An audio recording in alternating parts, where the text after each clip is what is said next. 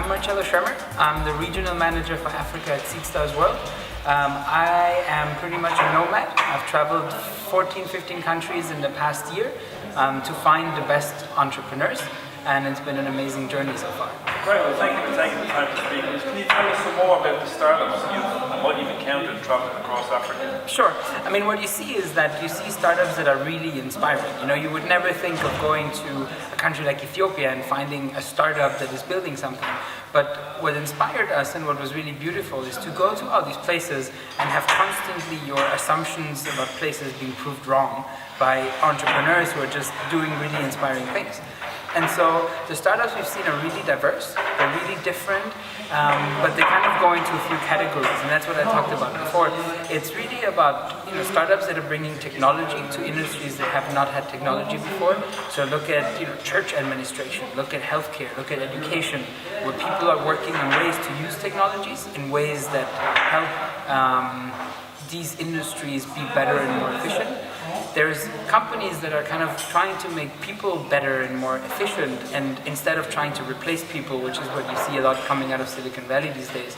So you see companies that are making it easier for people to find jobs, easier for people to farm and have better yield on their crops and things like this. And the other thing that you see is that you have people becoming richer and wealthier, so they start spending on the same things that middle-class people in Europe or the US spend. So they have the pizza delivered home on Thursday night. They have their shoes delivered. They buy a new handbag every day. And like all of these consumption-based businesses are also coming up very, very strongly. And we have a few of them here today, which is really cool. So what are the most interesting sectors for you right now from your travels across Africa? So it's really different from country to country. I think, of course, there's a lot going on in the financial technology space and fintech, because there is with remittances, with people wanting to transfer money within the continent and abroad. There's a lot going on. But I think beyond that, you see a lot of cool things in healthcare and education specifically that are really just perfectly adapted for the African context, for the continent, and are going to be big, hopefully, sooner or later. You've travelled an immense amount of countries getting to this final event here today. What do you think are the variations between different parts of Africa, and which areas do you think have a real advantage compared to others? So I think, and it's one of the discussion that came out today a lot, is you can't kind of put them all on the scale and say, Nigeria is better than Kenya and Kenya is better than South Africa. It's really the question is, what are they better at?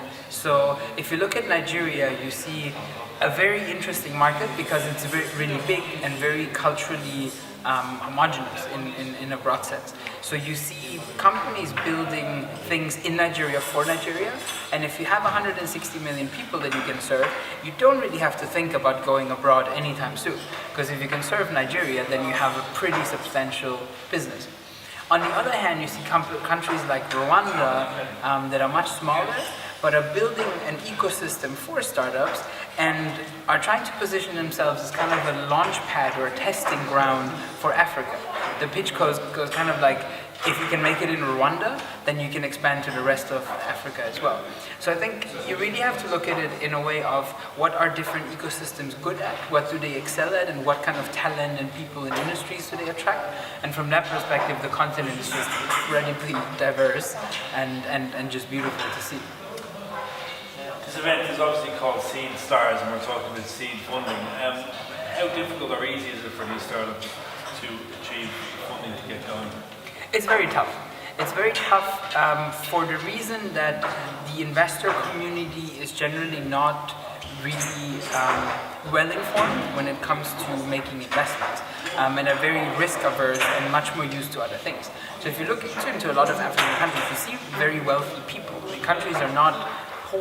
There are a lot of wealthy people who possess the wealth to build hotels and roads and bridges, but they don't have the cultural elements that it takes to shift your philosophy from investing into a bridge or a hotel, which is going to give you certain return in a certain period of time, and shift it to something that is more a bit more risky. It can give you 20 times your return, but it can also be money that's completely lost. And so that mindset is really important to help people get funding, and in many of the countries it's not there yet. It's easy to find, the first $10,000, $20,000, $30,000. That ecosystem, that kind of layer of the funding landscape is very well. It's very well developed in a lot of places.